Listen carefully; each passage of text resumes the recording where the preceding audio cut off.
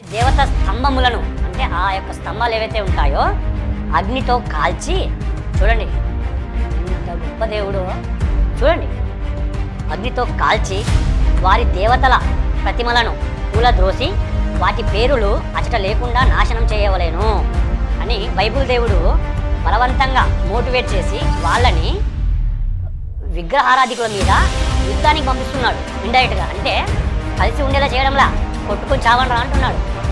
ఇప్పుడు ఇలాంటి పనులు కనుక మీరు చేస్తే భారతదేశంలో కాదు ప్రపంచంలో ఎక్కడైనా సరే యుద్ధాలు జరుగుతాయి, గొడవలు జరుగుతాయి, ఒకరినొకరు చంపుకుంటారు.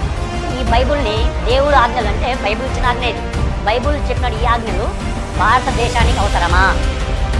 భారత రాజ్యాంగాన్ని ఈ ఆజ్ఞలు కంపేర్ చేస్తే ఈ ఆజ్ఞలు భారతదేశంలో పనిచేస్తాయా? క్రీస్తునందు ప్రియమైన దేవుని వర్లారా, మీ అందరికి కూడా ప్రభువైన యేసుక్రీస్తు నామములో శుభములు వందనములు తెలియజేస్తూ ఉన్నాను. బైబిల్ దేవుడు విగ్రహాలను ఎందుకు పగలగొట్టమన్నాడు?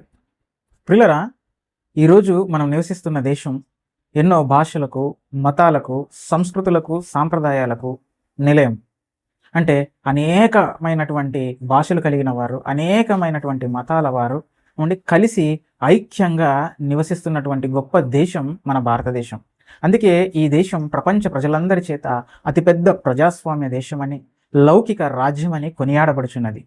లౌకిక రాజ్యము అనగానే ఈ దేశంలో ఏర్పాటైనటువంటి ప్రభుత్వానికి ఏ అధికారిక మతం కానీ అధికారిక దేవుడు అంటూ లేడు. అంటే అన్ని మతాలను సమానంగా చూసే ప్రభుత్వం ఈ దేశంలో ఉంది. ఏ మతం పట్ల పక్షపాతం లేనటువంటి ప్రభుత్వం ఈ దేశంలో ఉంటుంది అని చెప్పి భారత రాజ్యాంగంలో మహానుభావుడు అంబేద్కర్ గారు పొందుపరచడం జరిగింది.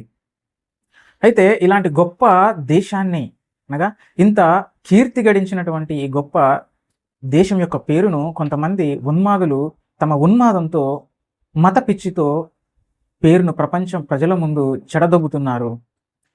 ఈరోజు భాషలు వేరైనా, ప్రాంతాలు వేరైనా, మతాలు వేరైనా, భారతీయులం అనే భావన దేశంలో ఉన్నటువంటి పౌరులందరినీ కూడా ఒక్కటిగా చేసి నిలబెడతా ఉంది.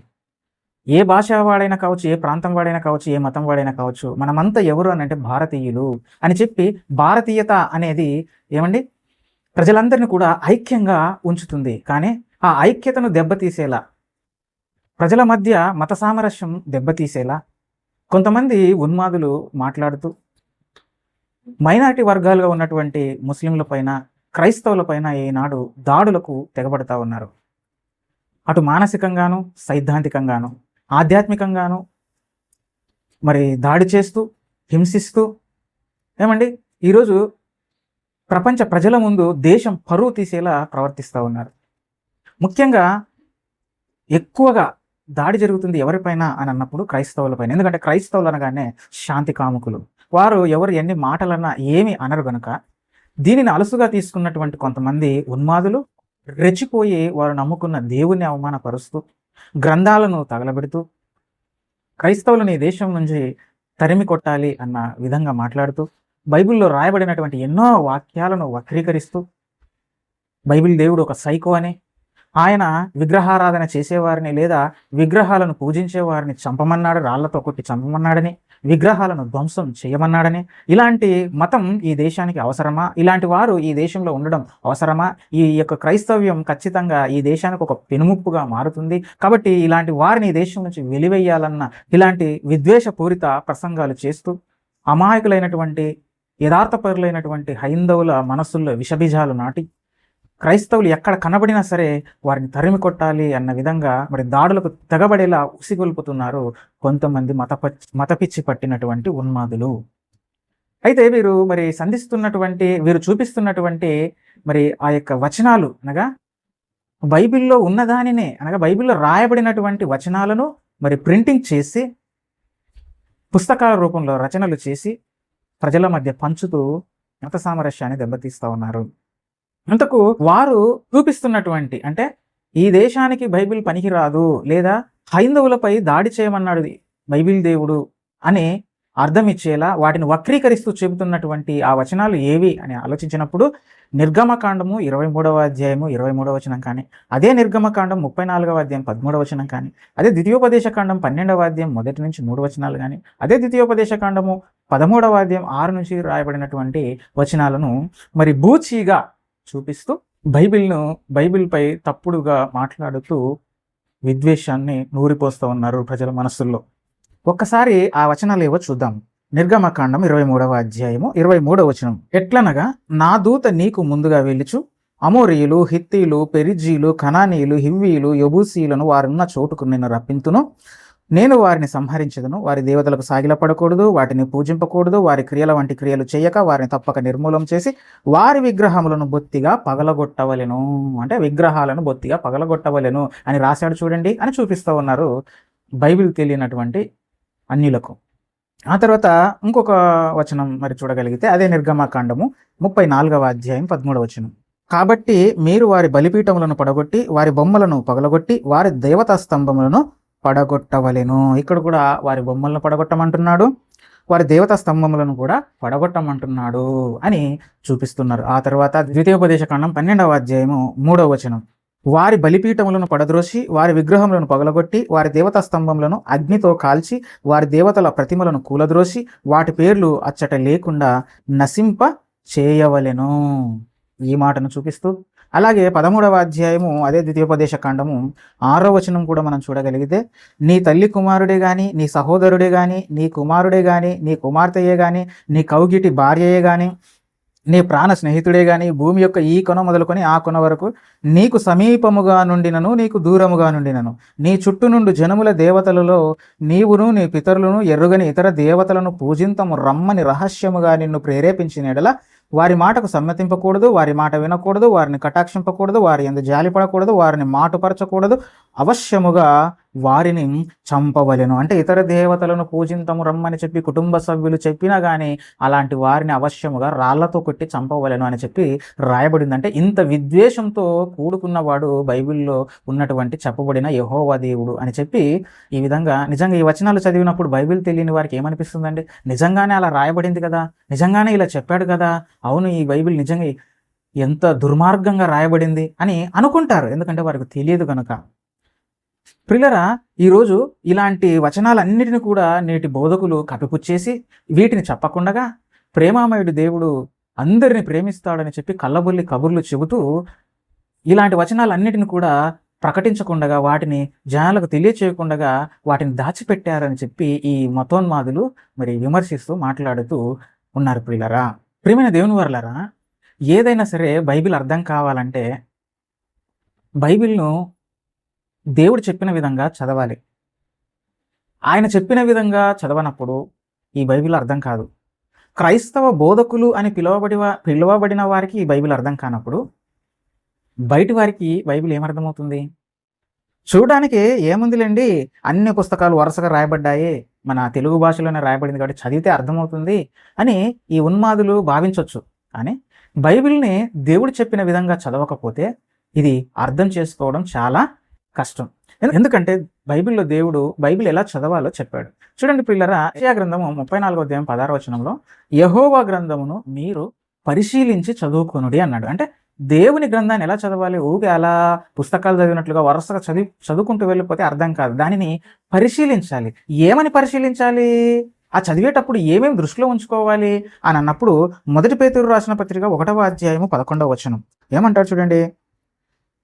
ఆ ఆత్మ ఏ కాలమును ఎట్టి కాలమును సూచించుచు వచ్చనో దానిని విచారించి పరిశోధించి. బైబిల్ చదివేటప్పుడు ఏం గుర్తుపెట్టుకోవాలని అంటే ఏ కాలము ఎట్టి కాలము అంటే ఒక వచనం బైబిల్లో రాయబడిందంటే అది ప్రస్తుత కాలానికి సంబంధించినదా, రాబోయే భవిష్యత్ కాలానికి సంబంధించినదా అనేది ఖచ్చితంగా మనము మైండ్లో పెట్టుకొని మనసులో పెట్టుకునే చదవాలి.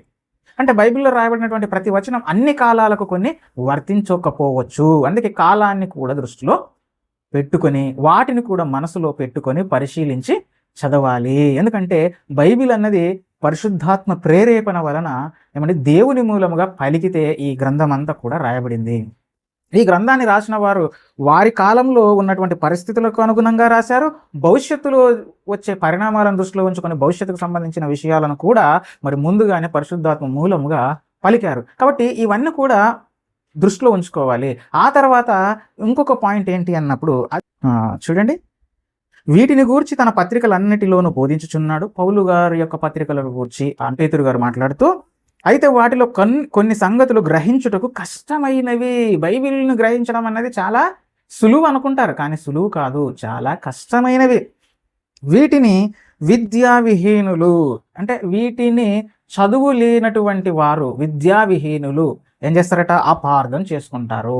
అలాగే అస్థిరులైన వారును తక్కిన లేఖనములను అపార్థము చేసినట్లు తమ స్వకీయ నాశనమునకు అపార్థము చేయుదురు. అంటే లేఖనాలను ఏ విధంగా అయితే అపార్థం చేశారట, అపార్థమైపోయాట కొన్ని. ఎవరు అపార్థం చేశారు? విద్యావిహీనులు, అస్థిరులైన వారు, అంటే చదువు లేని మూర్ఖులు. ఏమంటే ఈరోజు ఈ మతోన్మాదులుగా తెలుగు రాష్ట్రాల్లో చెలామణవుతున్నటువంటి చాలామంది చదువు సంధ్య లేనటువంటి ప్రజల మీద పడి దోచుకు తినడానికే ఈరోజు క్రైస్తవం పైన ఏడుస్తున్న వారే ప్రముఖంగా కనిపిస్తున్నటువంటి వారు. ఇందులో ఏమండి, ఒకడేమో చదువు సరిగా రాక ఉద్యోగాలు తెచ్చుకోలేక ఎక్స్ క్రిస్టియన్ అని చెప్పుకుంటూ ఏమండి బైబిల్పై బురద చల్లుతూ తిరుగుతున్నాడు. మరొకడు 10వ తరగతి కూడా పాస్ కాలేక ఏమండి సినిమా ఫీల్డ్లో స్థిరపడదామని వచ్చి అక్కడ కూడా సక్సెస్ కాకపోయేసరికి ఈ విధంగా మరి మతోన్మాద ముసుగు తొడుక్కున్నవాడు మరొకడేమో ఏమండి బ్లాక్మెయిల్, యూట్యూబ్ల పేరుతో బ్లాక్మెయిల్ చేస్తూ ప్రజల దగ్గర నుంచి సొమ్ము చేసుకుంటున్నవాడు మరొకడేమో పెళ్లి పెటాకులు లేకుండా ఊరూర దేశ సంచారిగా తిరుగుతూ క్రైస్తవ్యంపై విషం చిమ్ముతూ ఉండేవాడు మరొకడు. అంటే వీళ్ళందరూ కూడా అస్థిరులు, అంటే క్యారెక్టర్లెస్ ఫెలోస్. వీళ్ళందరూ కూడా బైబిల్పై బురద చల్లడానికి ఒకటే ఒక కారణం. వాళ్ళ సైకాలజీ ఏంటంటే వీళ్ళందరూ కూడా ఇంతకుముందు క్రైస్తవులే. మరి క్రైస్తవులైనప్పటికీ ఎందుకు ఇంత ద్వేషం పెంచుకున్నారనంటే బైబిల్లో చెప్పబడినటువంటి పరిశుద్ధతను వీడు ఫాలో అవ్వలేకపోయారు. అంటే ఎన్నో విషయాల్లో తప్పిపోయి భ్రష్టులుగా మారిపోయారు. ఏమంటే ఎప్పుడైతే మరి బైబిల్లో ఉన్నటువంటి మాటలు ఇది తప్పు, ఇది పాపము, ఇది తప్పు నాయన అని వాళ్ళ మనస్సాక్షి గద్దించబడినప్పుడు దానికి తట్టుకోలేక ఇదిగో ఈ బైబిల్నే తప్పంటే సరిపోద్ది కదా అని చెప్పి ఏమండి దీక్ష అనగా పరిశుద్ధంగా ఉండలేక ఫెయిల్ అయినటువంటి వారే వీరంతా. అంటే దేవుడు చెప్పిన విధంగా నీతిగా బ్రతకలేక, అలా బ్రతకడం చేతకాక అసలు ఆ బైబిల్నే తప్పంటే సరిపోద్ది కదా అని చెప్పి తదాత్మీకరణం అంటారు సైకాలజీలో. వీళ్ళు ఏంటంటే వాళ్ళు పాటించడం చేతగానప్పుడు అసలు దాన్నే తప్పంటే అయిపోయి కదా, దాన్ని ఏమంటారంటే ఆడలేక మధ్యలో మీద నెట్టేసినట్టు అని అంటారు కదా. అలాంటి వారే వీళ్ళంతా. బైబిల్లో చెప్పబడినటువంటి ఈ యొక్క కట్టుబాట్లు, ఆజ్ఞలు, నిబంధనలు పాటించలేక ఏమండి వారి మనస్సును పాపం చేయకుండా ఆపుకోలేక విచ్చలవిడితనానికి అలవాటైపోయి మరి ఈ బైబిల్ పైన దాడి చేస్తే సరిపోద్ది అని చెప్పి ఈ మెంటల్లీ డిజార్డర్స్ వీరంతా. అంటే మానసికంగా మరి మానసిక వికలాంగులు వీరంతా. అందుకోసమే ఏమండి వారి తప్పులను కప్పిపుచ్చుకోవడానికి బైబిల్ పైన తిరుగుబాటు చేస్తున్న వారే వీరంతా. మరి ఇలాంటి వారికి ఇంకా బైబిల్ ఏమర్థమవుతాయి చెప్పండి? ఇలాంటి వారికి దేవుని మాటలు ఏమర్థమవుతాయి చెప్పండి? పచ్చకామెరలోనికి లోకమంతా పచ్చగా కనిపించినట్లు, ఏదో తప్పులు పట్టాలి, ఏదో ఒకటి మనము తప్పు పట్టుకోవాలి అని మాట్లాడే వారికి ఇక ఏమర్థమవుతుంది? పండితులకే అర్థం కానిది ఈ అస్థిరులు, క్యారెక్టర్లెస్ ఫెలోస్కి, ఈ విద్యా విహీనులకి బైబిల్ అర్థమవుతుంది అంటారా? అర్థం కాదు కనుక అపార్థం చేసేసి ప్రజలను కూడా, అమాయక హిందువులను కూడా మరి వారి మాయలో ముంచుతున్నారు. రైట్. దేవుడు మరి ఆ 4 వచనాలు అనగా ఆ పాత నిబంధన వారు చూపిస్తున్నటువంటి ఆ వచనాల్లో దేవుడు ఆ విధంగా ఎందుకు రాయించాడో ఇప్పుడు మనం పరిశీలన చేద్దాం. ప్రియులారా, బైబిల్ అనగానే మరి 2 నిబంధనలుగా మరి ఉంది అన్న సంగతి క్రైస్తవులుగా మనకందరికి తెలుసు. ఒకటి పాత నిబంధన అయితే రెండోది కొత్త నిబంధన. పాత నిబంధన అన్నది కేవలం ఇశ్రాయేలీయులకు మాత్రమే ఇచ్చినదైతే క్రొత్త నిబంధన ప్రపంచ మానవాళందరి కోసం ఇవ్వబడినది. పాత నిబంధనలో చెప్పిన ఆజ్ఞలు కానీ, ఆశీర్వాదాలు కానీ, శాపాలు కానీ, నిబంధనలు కానీ ఇవన్నీ కూడా ఇశ్రాయేలీయులకు మాత్రమే వర్తిస్తే కొత్త నిబంధనలో చెప్పబడినటువంటి మాటలు ప్రపంచ మానవాళికి అందరికీ వర్తిస్తాయి. అయితే ఇప్పుడు ఈ పాత నిబంధనలో మోషే ధర్మశాస్త్రంలో రాయబడినటువంటి ఈ మాటలు మరి ఎవరికి చెప్పాడు అని అంటే కేవలం ఇశ్రాయేలీలకు మాత్రమే చెప్పాడు. అందుకే ఆ 4 వచనాల్లో కూడా మనము కొంచెం సూక్ష్మంగా కనుక పరిశీలన చేస్తే అక్కడ రాయబడినటువంటి అన్ని సందర్భాల్లో కూడా మీరు, నీవు, నీ యొక్క అనే మాటలు మనము స్పెసిఫిక్గా నోటీస్ చేయగలం. చూడండి ఒకసారి వాటిని చదువుకుందాం, కొంచెం ఓపికతో చూడండి. అదే నిర్గమకాండం 23:23. ఎట్లనగా నా దూత నీకు ముందుగా వెళ్ళుచు అని ఉంది. అంటే ఇక్కడ నీకు అనే మాట స్పెసిఫిక్గా రాయలేదు. ఇంతకు నీకు అంటే ఎవరు? అందరికీ కాదు, ఈరోజు భారతదేశంలో ఉన్నటువంటి క్రైస్తవులకు కూడా కాదు, ఆనాడు ఆ రోజుల్లో ఉన్నటువంటి ఇశ్రాయేలీలకు మాత్రమే. ఆ తర్వాత అలాగే అది 34వ అధ్యాయము 13వ వచనం, కాబట్టి మీరు వారి బలిపీఠములను పడగొట్టి అని. ఇక్కడ కూడా ఎవరు అని అంటున్నాడు? కాబట్టి మీరంటే ఎవరు? అందరు కాదు, కేవలం ఇశ్రాయేలీలే. కాబట్టి ఏమంటున్నాడు? మీరు అంటున్నాడు. ఆ తర్వాత ద్వితీయోపదేశకాండం 12వ అధ్యాయం 2వ వచనం కూడా చూద్దాం. మీరు స్వాధీనపరచుకొనబోవు జనములు అంటున్నాడు. అంటే మీరు, ఇక్కడ కూడా ఎవరు? ఇశ్రాయేలీలే, వారికి మాత్రమే చెబుతున్నాడు. మీరు, నీవు, నీ యొక్క అని అంటున్నాడు. ఆ తర్వాత అదే ద్వితీయోపదేశకాండము 13వ అధ్యాయము 6వ వచనంలో కూడా చూడండి, నీ తల్లి కుమారుడే కాని అంటాడు. అలాగే నీ సహోదరుడే కాని అంటున్నాడు. నీ ప్రాణ స్నేహితుడే కానీ, నీ కవిగిట భార్యే కానీ. అంటే నీ ఇక్కడ కూడా ఎవరు? చదువుతున్న మనకు కాదు, అది ఆ రోజు రాయబడినటువంటి ఆ యొక్క ఇశ్రాయేలీలకు మాత్రమే దేవుడు చెబుతా ఉన్నాడు. ఎందుకు ఈ మాటలన్నీ చెబుతా ఉన్నాడు అని అంటే, మరి ఈ మాటలన్నీ కూడా దేవుడు ఎందుకు చెబుతున్నాడు అని అంటే, ఏమండి, ఇశ్రాయేలీలందరూ కూడా మరి ఐగుప్తులో కఠోరమైనటువంటి బానిసత్వాన్ని అనుభవిస్తున్నారు. వారు దేవునికి మొరపెడితే వారిని కరుణించి మోషే లాంటి నాయకుడిని పుట్టించి మరి తన బాహుబలం చేత మరి అక్కడ అనేకమైన అద్భుత కార్యములు సూచక క్రియలు జరిగించి వారిని విడిపించి కనానుకు నడిపిస్తూ ఉన్నాడు. అలా నడిపిస్తూ ఉన్న ఆ క్రమంలో ఆయన వారికి ఎన్నో కట్టుబాట్లు, ఆజ్ఞలు, నిబంధనలు, వారు ఏం చేయాలో ఏం చేయకూడదో వాటన్నిటిని కూడా మరి మోషే గారి ద్వారా మరి రాయిస్తూ ధర్మశాస్త్ర రూపంలో వారికి ఇవ్వడం జరిగింది. అలా ఇస్తున్న ఆ క్రమంలో చెప్పబడిన మాటలే ఇప్పుడు మనం చదువుకున్నటువంటి ఈ 4 వచనాల్లో రాయబడినటువంటి మాటలు. అసలు ఎందుకు ఈ మాటలు వారికి చెప్పవలసి వచ్చింది? ఎందుకు అనే ప్రశ్న కనుక ఈ మతోన్మాదులు కనుక వేసుకుంటే అసలు ఈ విమర్శకు తావే ఉండదు, అపార్థం చేసుకోవడానికి అవకాశమే ఉండదు. ఏదైనా సరే దేవుడు ఒక పని చేశాడు అని అంటే దాని వెనుక చాలా పెద్ద కారణాలే ఉంటాయి. ఏమండి, ఆయనకు అందరూ కూడా దేవుడు అంటేనే సమస్త మానవాళికి తండ్రి. ఆయన ఒక ప్రాంతానికి ఒక దేవుడు, ఇంకో ప్రాంతానికి ఒక దేవుడు, ఇంకో దేశానికి ఇంకో దేవుడు, అలా ఉండదు. దేవుడు అనగానే ఈ ప్రపంచంలో ఉన్న 750 కోట్ల మందిని పుట్టించినటువంటి వాడు, అందరూ ఆయన నుండి వచ్చిన వారే. అలాంటి తన సొంత పిల్లలను వారు ఏ మతంలో ఉన్నా సరే చంపాలన్న నిర్ణయానికి ఆయన వచ్చేసాడనంటే ఆయనకు ఎంత గుండె కూత రగిలించింటే, ఆయన ఎంతగా ఈ మనుషులు బాధ పెట్టింటే ఆ నిర్ణయానికి వచ్చింటాడో ఒకసారి మనం ఆలోచించాలి. ఏమంటే తన పిల్లల్నే తను చంపుకోవాలనుకున్నాడంటే ఏమంటే వారు చాలా ఘోరమైన దుష్కార్యాలు చేసి ఉండాలి. అందుకోసమే ఏమంటే అది కూడా దేవుని పేరు చెప్పి, తన పేరు చెప్పి మరి ఆ విధంగా దుష్కార్యాలకు పాల్పడుతున్నప్పుడు ఏమండి ఆయన ఏ విధంగా సహిస్తాడు? అందుకే తన పిల్లలతో చెబుతున్నాడు ఈ మాటలు.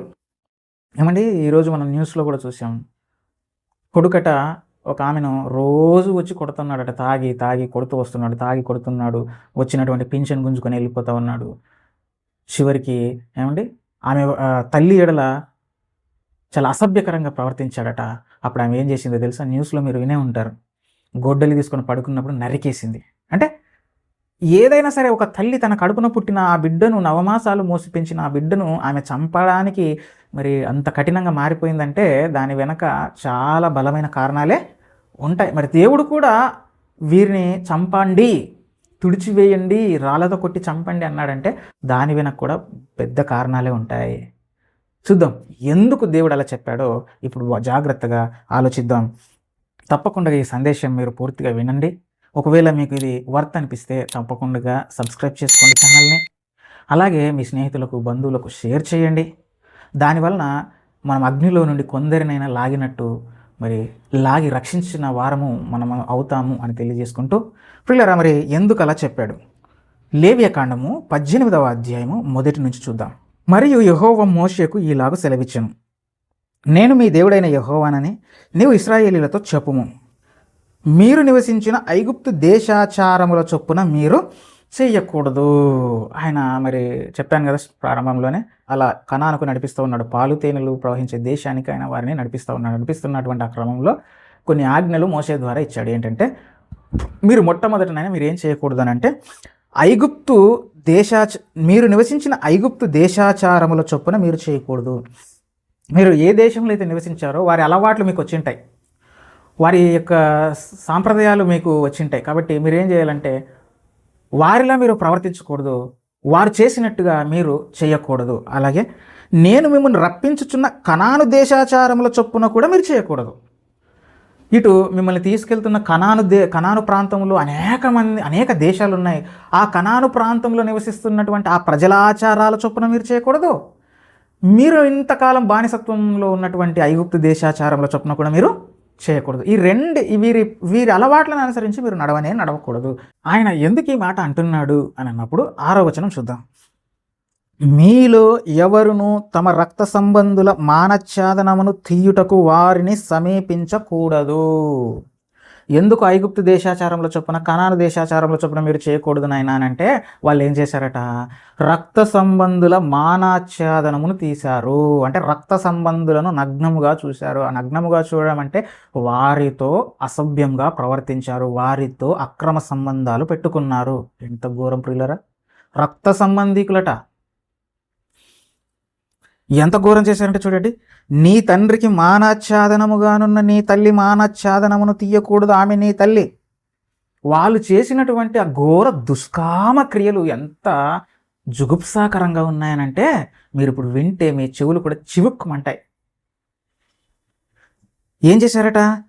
తండ్రికి మానాఛాదనముగానున్న నీ తల్లి మానాఛాదనమును తీయకూడదు అంటే నీ తల్లితో నువ్వు అసభ్యంగా ప్రవర్తించకూడదు. నీ తల్లితో నువ్వు తప్పుడు సంబంధం పెట్టుకోకూడదు. ఎందుకంటే ఆమె నీకు జన్మనిచ్చిన తల్లి. ఈ మాట ఆయన చెప్పడానికి వెనక కారణం అంటే ఈ ఐగుప్తీయులు, కనానీయులు వావి వరసలు లేకుండా వ్యభిచారం చేస్తూ ఉన్నారు. వావి వరసలు మరచిపోయి ప్రవర్తిస్తూ ఉన్నారు. ఎంత ఘోరం అండి. తర్వాత నీ తండ్రి భార్య మానఛాదనమును తీయకూడదు, అది నీ తండ్రిదే. అలాగే నీ తండ్రి అంటే స్టెప్ మదర్ అంటారు కదా, స్టెప్ మదర్, ఆమెను కూడా నువ్వు చెడు దృష్టితో చూడకూడదు నాయనా. ఆమెతో కూడా అసాంఘిక సంబంధం పెట్టుకోకూడదు. అది కూడా చాలా తప్పు. ఎందుకంటే వాళ్ళు అలాగే చేస్తున్నారు, మీరు అలా చేయకూడదు. ఆ తర్వాత నీ సహోదరి మానఛాదనమును తీయకూడదు. నీ సొంత చెల్లితో కూడా నువ్వు అనైతిక బంధం కలిగి ఉండకూడదు. అంటే ఇప్పుడు వాళ్ళు ఏం చేశారు? సొంత చెల్లితో కూడా అనైతిక సంబంధాన్ని కలిగి ఉన్నారు. ఆ తర్వాత నీ తండ్రి కుమార్తె అయినను నీ తల్లి కుమార్తె అయినను మానఛాదనమును తీయకూడదు. అంటే నీ స్టెప్ సిస్టర్ కానీ, నీ స్టెప్ సిస్టర్ అంటారు కదా, నీ తల్లికి కాకుండా మీ నాన్న రెండవ భార్యకు పుట్టినటువంటి పిల్లలు ఉంటారే, వారితో కూడా నువ్వు అక్రమ సంబంధం కలిగి ఉండకూడదు నాయనా. అది మహా మహా మహా ఘోరమైన పాపము నాయన అది. అంటే వాళ్ళు అలా చేస్తున్నారు కాబట్టి అలా చేయకండి మీరు. ఆ తర్వాత నీ కుమార్తె మానఛాదనమును నీ కుమార్తె మానఛాదనమును తీయకూడదు. అంటే మనమరాళ్ళతో కూడా అక్రమ సంబంధం పెట్టుకోకూడదు, వారిని కూడా అసభ్యంగా తాకకూడదు, అసభ్యంగా చూడకూడదు. అంటే వాళ్ళు అలా చేస్తున్నారు. ఎంత ఘోరమండి, ఎంత హీనమండి, ఎంత అన్యాయం అండి. నీ తండ్రి సహోదరి మానఛాదనమును తీయకూడదు. అంటే తండ్రి సహోదరి అత్తతో కూడా మీరేం చేయకూడదు? అక్రమ సంబంధాన్ని కలిగి ఉండకూడదు. అత్త యొక్క మానఛాదనమును కూడా మీరు తీయకూడదు. అంటే ఇప్పుడు వారు అది కూడా చేస్తున్నారు. ఆ తర్వాత నీ సహోదరుని భార్య మానఛాదనము నువ్వు తీయకూడదు. అంటే నీకు మరదలవుతుంది నాయన, ఆమెతో కూడా నువ్వు అసభ్యంగా ప్రవర్తించకూడదు నాయన. అంటే వాళ్ళు అలా చేస్తున్నారు. తర్వాత ఒక స్త్రీ మానఛాదనం ఆమె కుమార్తె మానఛాదనమును తీయకూడదు. నువ్వు ఎవరితో అయితే అక్రమ సంబంధాన్ని కలిగి ఉన్నావో ఆమెతో వ్యభిచరిస్తూ, అలాగే ఆమె కుమార్తెతో కూడా వ్యభిచారం చేస్తున్నారట. ఎంత మీరు వింటుంటే, చదువుతుంటే ఆనాడున్న సమాజం ఎంతగా ఐగుప్తీయులు కానీ కనానీయులు కానీ ఎంత ఘోరంగా చెడిపోయారో దేవుని మాటల్లో అర్థమైపోతుందండి. అంటే అటు తల్లితో ఇటు పిల్లతో ఇద్దరితో కూడా అక్రమ బంధాన్ని కలిగి ఉన్నారట ఆనాడు. కనుక అలా కూడా మీరు ఉండకూడదని, అది కూడా ఘోర దుష్కామ క్రియ అది. తర్వాత అది దుష్కామ ప్రవర్తన అంటున్నారు చూడండి, అది దుష్కామ ప్రవర్తన. నీ పొరుగువాని భార్య యందు నీ వీర్యస్ఖలనము చేసి ఆమె వలన అపవిత్రత కలగజేసుకొనకూడదు. పొరుగువాని భార్యతో కూడా అక్రమ బంధాన్ని కలిగి ఉన్నారట, అది కూడా మీరు చేయకూడదు. నీ సహోదరుని భార్య మానఛాదనం నువ్వు తీయకూడదు, అనగా నీ పొరుగువాని భార్య మానఛాదనం నువ్వు తీయకూడదు, తప్పు.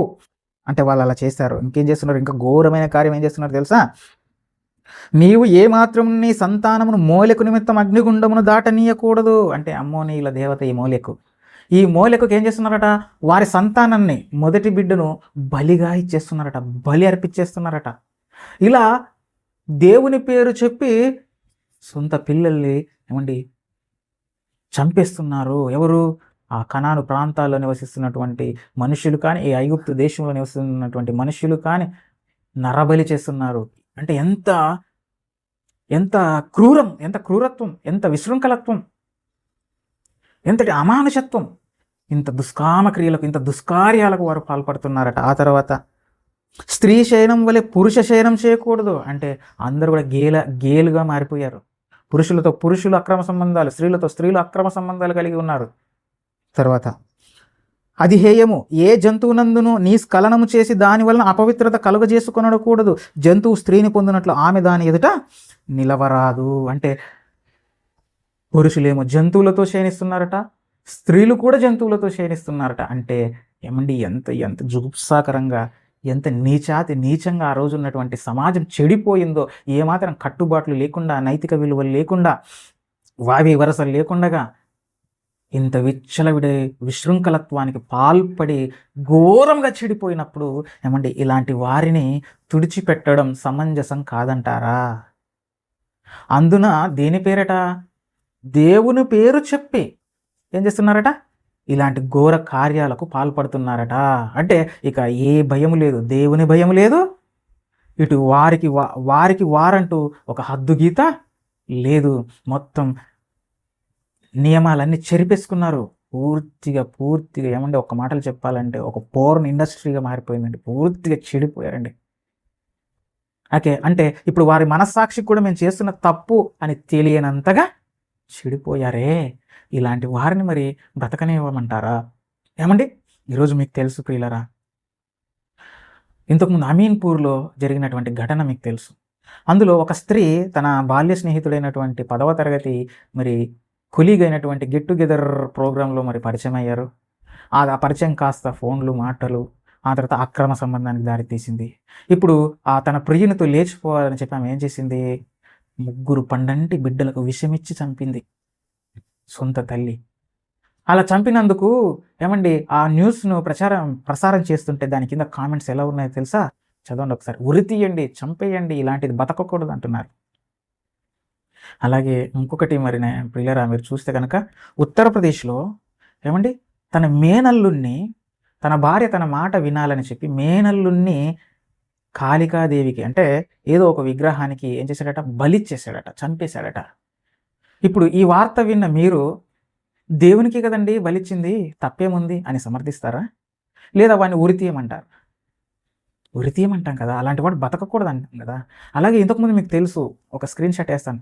ఒక మానవ మృగం వరంగల్ ఆ ప్రాంతంలో మరి కొన్ని రోజుల క్రింద న్యూస్ వచ్చింది. వీడు ఏం చేస్తున్నాడట?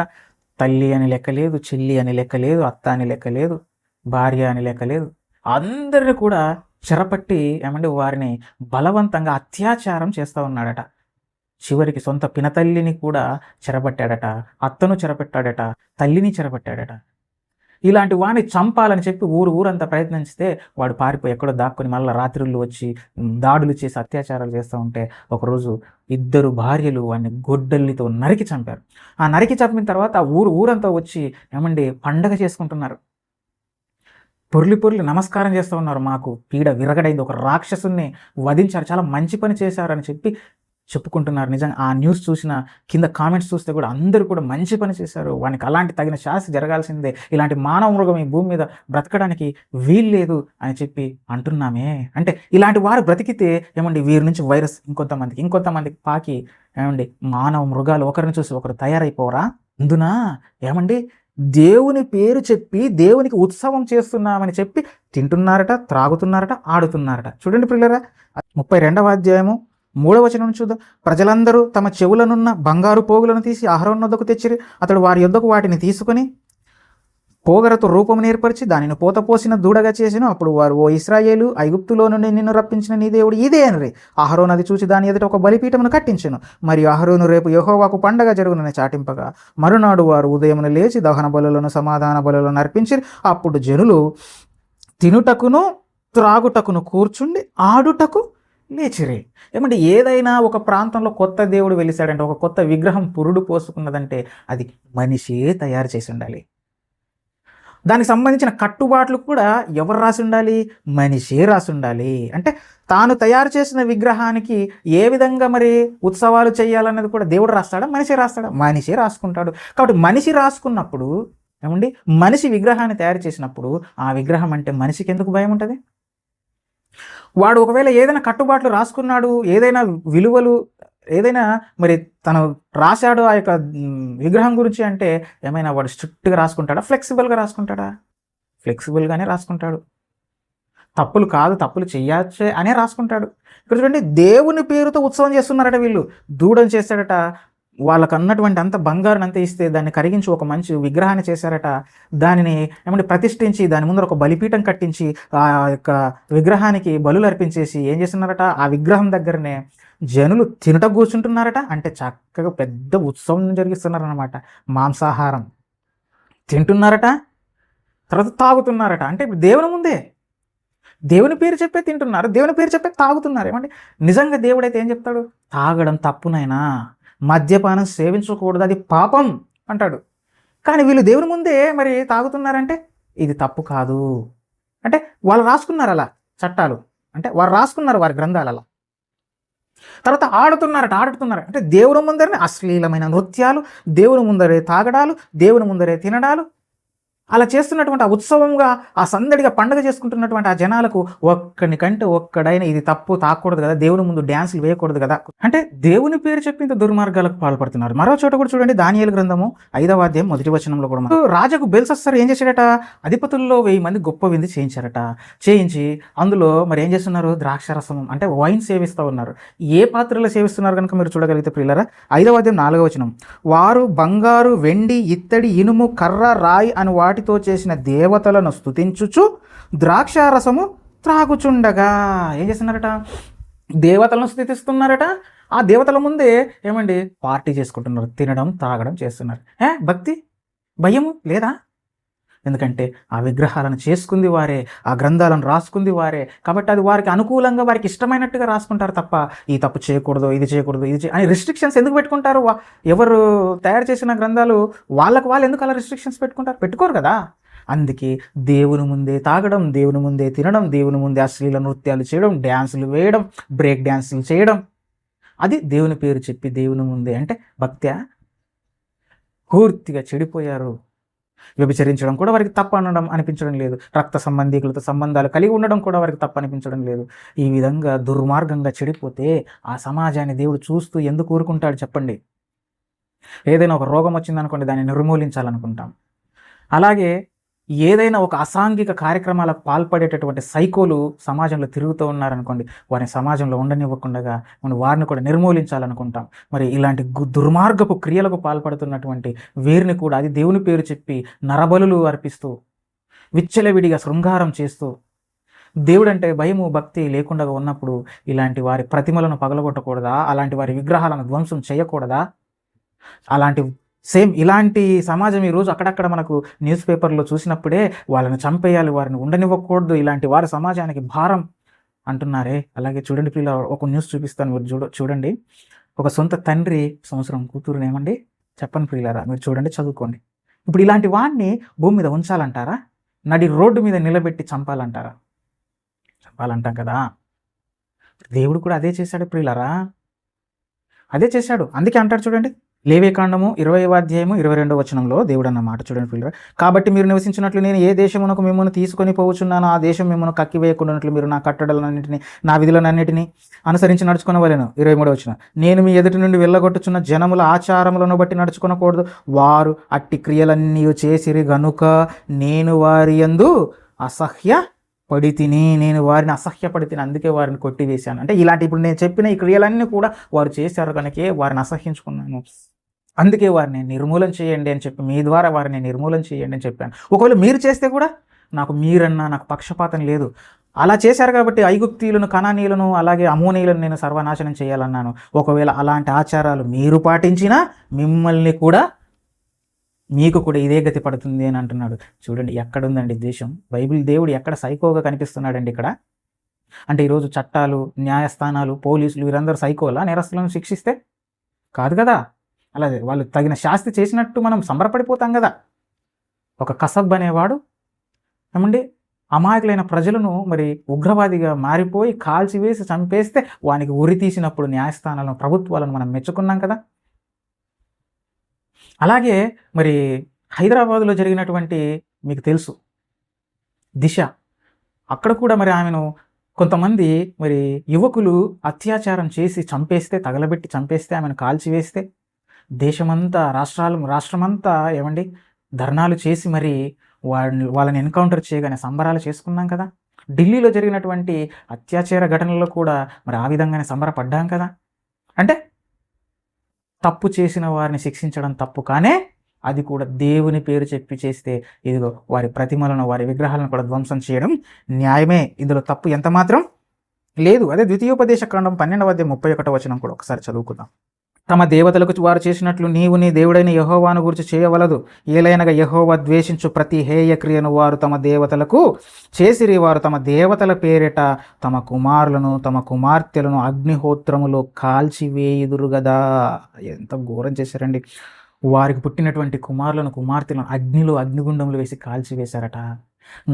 నగ్నంగా నృత్యాలు చేశారట. ఎవరి ముందు? దేవతల ముందు. ఆ గుడిలోనే అత్యాచారాలు, ఆ గుడుల్లోనే వ్యభిచారం చేస్తున్నప్పుడు ఏమండి అలాంటి వైరస్ను తొలగించాలి కదా. కాబట్టి నాయన మీరు వారిలా ప్రవర్తించకండి, మీరు అలా చేయకండి. అలా చేస్తే మీకు కూడా ఇదే పరిస్థితులు దాపురిస్తే కనుక నేను చెప్పిన మాట వినండి అన్నాడు. అంటే ఆ రోజు చెప్పిన ప్రతి మాట ఆనాడున్నటువంటి ప్రజలను ఉద్దేశించి, ఆ కాలానికి సంబంధించినది అది. ఆనాడున్నటువంటి ప్రజలు అలా ఉన్నారు కాబట్టి వారిని సంహరించాలని మాత్రమే దేవుడు అక్కడ చెప్పాడు. ఈ రోజు ఉన్నటువంటి హైందవులకు, మన దేశంలో ఉన్నటువంటి మన వారికి ఈ మాటలు వర్తించవు. ఏమండి మనం అలా ఉన్నామా? లేదు కదా. గుమ్మడికాయ దొంగ ఎవరంటే భుజాలు తడుముకున్నట్టు మనకెందుకు భయం? మనం ఆ విధంగా లేం కదా. కాబట్టి ఈరోజు క్రైస్తవులకు కొత్త నిబంధనలు మరి ఆ విధంగా ఏమన్నా చేయమన్నాడా? అలాంటి వారిని నశింప చేయమన్నాడా? చేయమనలేదు. పైగా ఏం చెప్పాడు తెలుసా? పౌలు గారు తీతుకు పత్రిక రాస్తూ ఏమంటున్నాడో చూడండి ప్రియులారా. 3:10 మతభేదములు కలిగించు మనుష్యునికి 1-2 మార్లు బుద్ధి చెప్పిన తర్వాత వానిని విసర్జించి మట్టివాడు మార్గము తప్పి తనకు తానే శిక్ష విధించుకొని వాడు పాపం చేయుచున్నాడని నీ వెరుగుదువు. నా దేవుడు ఏం చెప్పాడు తెలుసా కొత్త నిబంధనలో? నాయన మీరు మత సామరస్యం కలిగి ఉండండి నాయన. మీరు ఏ దేశంలో ఉన్నా, ఏ ప్రాంతంలో ఉన్నా ఆ అధికారులను గౌరవించండి, ఆ చట్టాలను మీరు గౌరవించండి, మీ చుట్టూ ఉన్నటువంటి మీ పొరుగు వారిని మీరు ప్రేమించండి. మతభేదములు కలిగించేవాడు, మత కల్లోల సృష్టించేవారు ఉంటారా? మీరు కూడా అలా మత కల్లోలాలు సృష్టించుకోకండి. మీరు కూడా వారిలా మారిపోకండి. ఒకసారి బుద్ధి చెప్పు, 2సార్లు బుద్ధి చెప్పు, 3వసారి వాడిని విసర్జించేవాడిని పట్టించుకోవద్దు. అంటే దీని అర్థం ఏంటి? మత గొడవలు, మత కలహాలు రేగొట్టుకోండి అని చెప్తున్నాడా? చెప్పలేదు కదా. ఏమంటున్నాడు? మీరు అన్యజనుల మధ్య జ్యోతుల వలె కనబడాలి. మీరు అన్యజనులలో మీరు ఎలా కనపడాలి? జ్యోతుల వలె. మీ పవిత్ర ప్రవర్తనతో అక్కడున్న ఆ దేశాన్ని కూడా పవిత్రమయం చేయాలి మీరు. అంతేగాని గొడవలు పెట్టుకోకండి అన్నాడు. విగ్రహాలను ధ్వంసం చేయండి అని ఒక్క మాట మీరు చూపించండి కొత్త నిబంధనలో. లేదు. ఎందుకంటే ఇది సర్వమానవాళికి ఉద్దేశించినటువంటి నిబంధన, 2వ నిబంధన, అది క్రొత్త నిబంధన. కావున నాయన బైబిల్ దేవుడు విగ్రహాలను ఎందుకు పగలగొట్టమన్నాడు అని అంటే, ఇలా చేశారు కనుకే, ఇంత సైకోలుగా, క్రిమినల్స్గా మారిపోయారు కనుక వారిని దేవుడు తుడిచిపెట్టేశాడు. అది ఆనాడున్నటువంటి అలా ప్రవర్తించిన ఆ సమాజానికి వర్తిస్తుంది. అందులో అలా చెప్పిన మాటలు ఆ ఇశ్రాయేలీలకు మాత్రమే వర్తిస్తాయి. అవి ఆల్రెడీ జరిగిపోయాయి. ఆ పాత నిబంధనలు చెప్పిన ప్రతి మాట కూడా ఈ రోజున్న మనుష్యులకు అవి దృష్టాంతములుగా ఉన్నాయి. మనం అలా చేయకూడదు. మంచి చేస్తే ఆ మంచి చేయాలి, చెడు చేస్తే అలాంటి చెడు మనం చేయకూడదని చెప్పి వారిని పాఠాలుగా ఉంచాడే తప్ప వారిలా చేయమని దేవుడు చెప్పలేదు. కావున ఈ మాటలు మీకు అర్థమయ్యాయని, అలాగే మరి ఈ మత పిచ్చి పట్టిన వారు కూడా ఈ మాటలు అర్థం చేసుకొని బైబిల్ దేవుడు ఎంత గొప్పవాడో, ఈ బైబిల్ ఈ సమాజానికి, ఈ దేశానికి ఎంత అవసరమో గుర్తిస్తారని ఆశిస్తూ ఈ నా మాటలు ముగిస్తున్నాను. ఈ వాక్యం విన్న మిమ్మును, మీ కుటుంబాలను దేవుడు దీవించునుగాక. ఆమెన్. వందనాలు.